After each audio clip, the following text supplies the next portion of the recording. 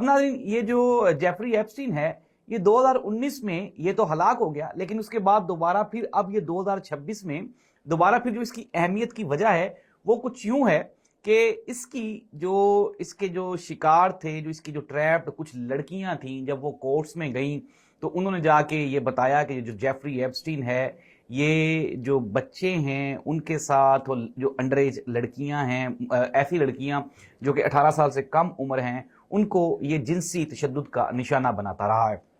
پھر اس کے بعد ناظرین جو امریکن پولیس ہے، جب انہوں نے جیفری ایپسٹین کے ٹھکانوں پہ چھاپے مارنے شروع کیے اور آہستہ آہستہ انہوں نے ایپسٹین کے جو سوشل میڈیا اکاؤنٹس ہیں، پھر اس کی جو پروفائلز ہیں اور اس کی جو ای میلز ہیں، جب اس تک ایکسیس حاصل کی تو اس میں سے دل دہلا دینے والی، دنیا کو حیران کر دینے والی جو انفارمیشنز ہیں وہ نکلی۔ ناظرین اس میں جو بڑی پرسنالٹیز ہیں، جیسے دنیا کے جو بڑے نام ہیں، آج کل جو امریکن پریزیڈنٹ ہے